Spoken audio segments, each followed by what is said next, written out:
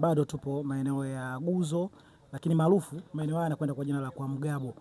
Lakini kubwa zaidi ambayo nimetuleta ni kwa ajili ya kupita kuweza kuzungumza na wananchi au wakazi katika maeneo haya. Tumeshuhudia mwenyekiti wa Kinyamwezi na kwenda kwa jina la Fahadi Mlali Sindason ameweza kuleta greda na kuja kurekebisha miundombinu midogo midogo ambayo hii tunazungumzia ni barabara za ndani. Lakini pembeni yangu niko na mamangu, yeye ni mjasiriamali katika maeneo haya na tupo kwenye sehemu yake ya kupatia riziki. Nataka niweze kuzungumza naye mawili matatu, lakini pia aweze kutuambia tathmini yake kwa ujumla, namna alivyoona jambo liweze kutokea katika mtaa ambao yeye ndo anaishi katika maeneo haya. Aweze kutuambia nini wazo lake, nini ushauri wake, nini kifanyike. Je, kitu kilichofanyika leo hii kiweze kuishia vile vile au labda kuna jitihada zingine tena ziweze kufanyika. Lakini pia anaweza kutuambia namna alivyoguswa zaidi na hili lililofanyika katika mitaa ambao wao ndo wanaishi na barabara hii kwa ujumla, wao ndo wanaitumia barabara hii. Mamangu, kwa majina?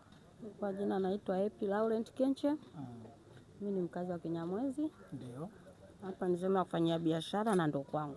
Okay. Na tumeshuhudia mwenyekiti wa maeneo ya Kinyamwezi ambaye kwa majina anakwenda kwa jina la Fahadi Mlali Sindason ameweza kuleta greda katika makazi yetu au makazi yenu ambao mara nyingi tunatumia mara kwa mara kwa ajili ya kuja kurekebishia miundombinu hii. Je, wewe sasa ukiwa kama ni mkazi wa maeneo haya, tathmini yako ikoje jua hichi kinachofanyika katika mitaa yetu?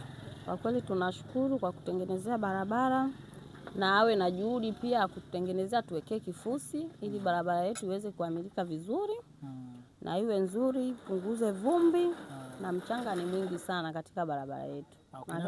Na kwa nini wewe unasema kwamba asiishie hivi, aweze kuweka kifusi? Labda tathmini yako umeona ni kitu gani hasa? Kwa maana kwamba barabara hii ikiachwa hivi kuna athari gani ambazo mnaweza mkakumbana nazo katika maeneo haya? Maji mengi. Okay. Hapo maji yanatoka juu yanashuka chini. Okay. Kwa hiyo akiweka kifusi kidogo itakuwa afadhali, maana akiacha hivi inakuwa kama ni mtaro. Akiacha hivi inakuwa kama ni mtaro.